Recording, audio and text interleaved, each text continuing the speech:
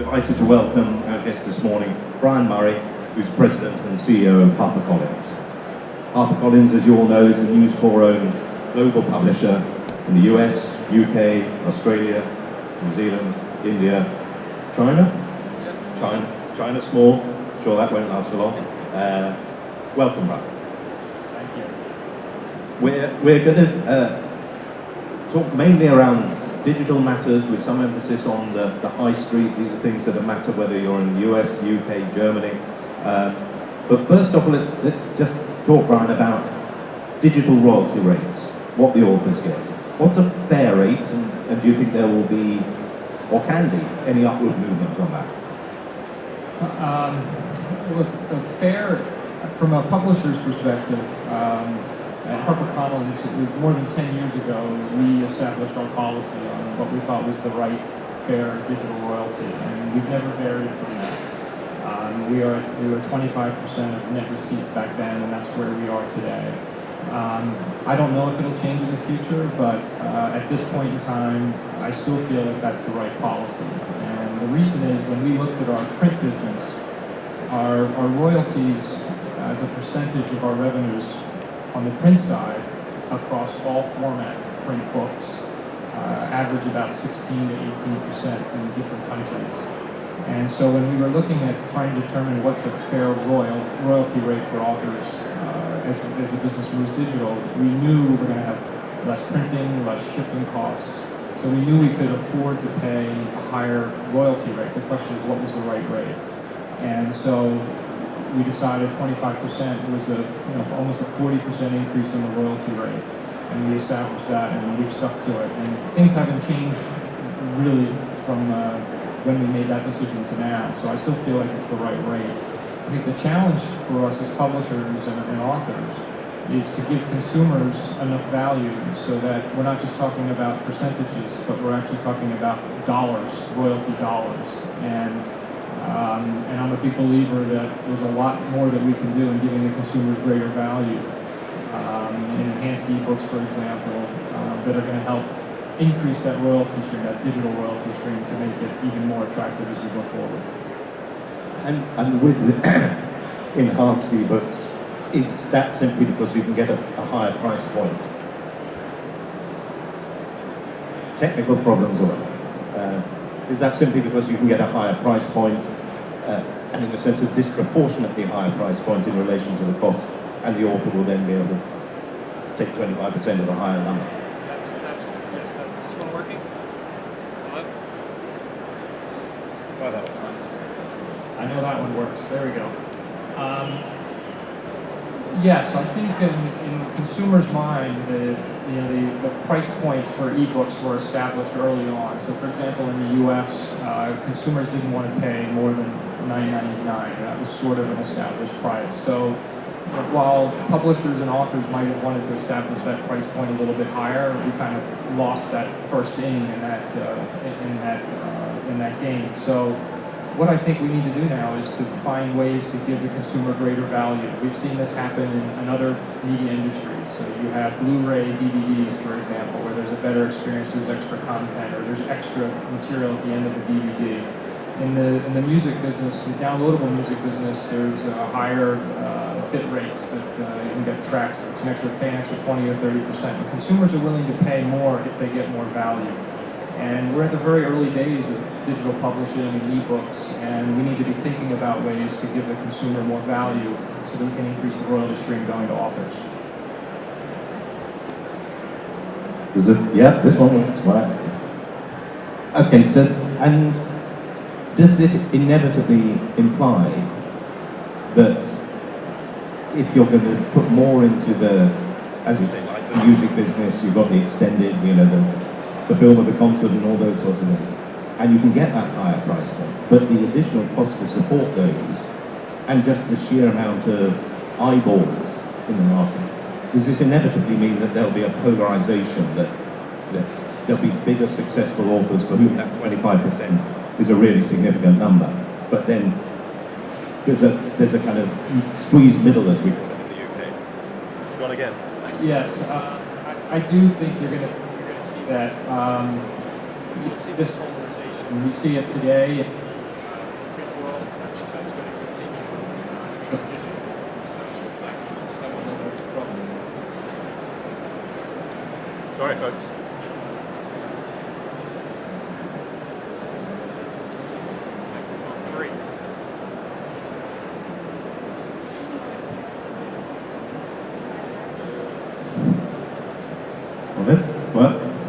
quiet for a while. Yeah, I do think in all of these markets, these entertainment markets, you do see this polarization where you see the biggest properties attract the most eyeballs, and therefore there's the largest royalty streams. And I see no reason why what's happened in the print world, where you have authors that sell astronomical numbers in print, that we're going to see the same thing happen in digital. And does that imply, Ryan, that that a company of the size of, can anyone hear me if I shout? No.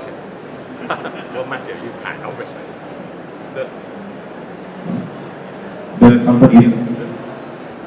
A company the size of HarperCollins,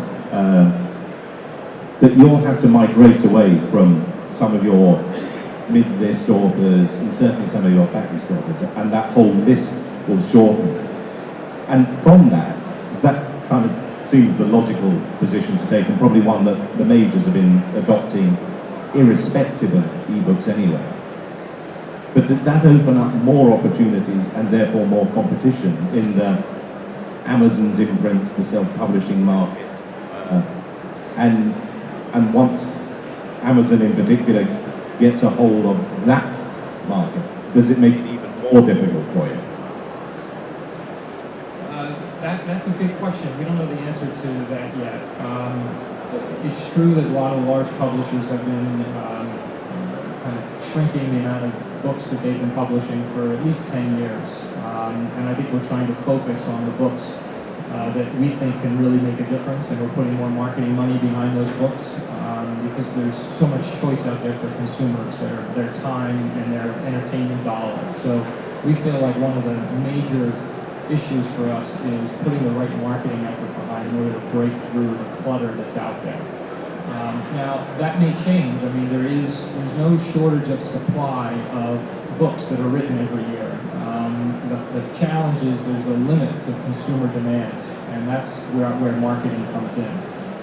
I don't know if other publishers, if there's going to be other platforms out there that are going to be able to compete, but we're going to continue to do what we do well, which is to provide that to provide that editorial role and to curate and then to market those books. And if we can do more books, we will do more books. And we're inventing, we're experimenting and trying to invent new publishing models where we can increase the number of titles that we're doing and focus on marketing. And we're going to continue to do that. So I'm not sure whether in 5 years' time we'll be doing more books or less books. At this point in time, we're trying to experiment and see if there are new models that can allow us to do more books that can have a greater impact. But the question always comes back to, if the major publishers in particular don't put more effort or money into supporting that high street shop window, then it disappears. And I remember Philip Downer, who ran Borders in the UK, telling me that when a particular store was closed, I can't remember where it was, that a high percentage of just casual trade just disappeared, full stop. The rest fundamentally went to Amazon. There was not another high street retailer that took it over. Again, Amazon has a higher share. I'm not decrying Amazon, but they're your toughest terms. In practical terms, what can you do, what will you do to support the high street if you want to? We absolutely want to support the high street. If we could kind of wave a wand and kind of create the distribution channels that we'd like to see in the future, we would like to see half our business remain print and to have that go through high street stores. They play a really important role in discovery. I don't think on any size screen that you can replicate the experience of walking into a bookstore. So our challenge is to create the right policies and have the right balance so that bricks and mortar stores on the high street, as well as online sales of physical books, as well as ebooks, can all coexist and complement each other. I think that's well within our reach to make that happen. But there are a number of policies that we have to look at. We need to understand how to value those showrooms and to help them have a sustainable model, because it's in our interest and our authors' interest to have them play a fundamental role in the future of publishing. So what would that translate into? How will you take that dialogue forward, because it's okay talking to Watersons as a single point, but even in the UK, I don't know what the figure is in the US, but in the UK there's probably 1,000 odd indies and probably 300 or 400 active indies. How do you actually have that conversation then, and what sort of things can you do to support them? So one example is in the US, we just announced a partnership with the Espresso book machine. So one of the beauties of the Espresso book machine is that if it's installed in a high street store, they'll be able to carry the entire HarperCollins catalog. So in a physical environment, in a small shop, maybe they could carry today 3,000 HarperCollins titles. But if they have this machine, they're now going to be able to carry 15,000. There's no capital required. A customer can walk in and without that machine, they might walk in and ask for a HarperCollins book. It's not available. They either order it on their phone, have it shipped home, or they download it.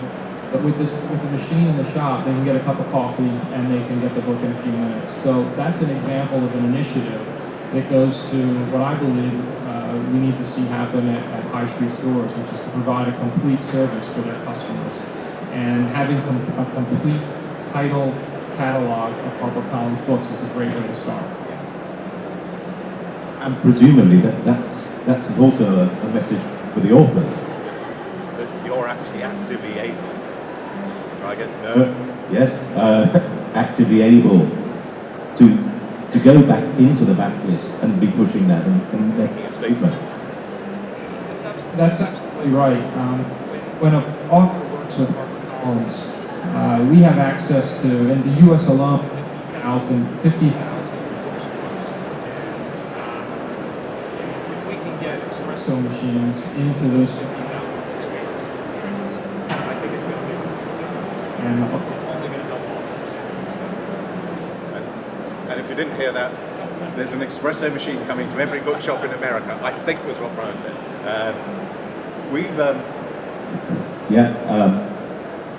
We've probably just got a couple of minutes to wrap things up now. So, Brian, looking sort of forward, what sort of company do you see HarperCollins being in 3 years' time? How different will it be to what you run today? Well, we're going to be an editorial marketing powerhouse is what we need to be. That's what we do better than any of the other new platforms that are out there. We need to serve authors and deliver consumers as much value as we can. How we do that is going to change. The kinds of digital formats that are going to change. But that's really what the business needs to be. That might be it. Yeah, I think on that point, as we've descended into silence, we'll call it a day. So, ladies and gentlemen, if I could ask you just to thank Brian Murray, President and CEO of HarperCollins, very much for this morning. How this video is going to work.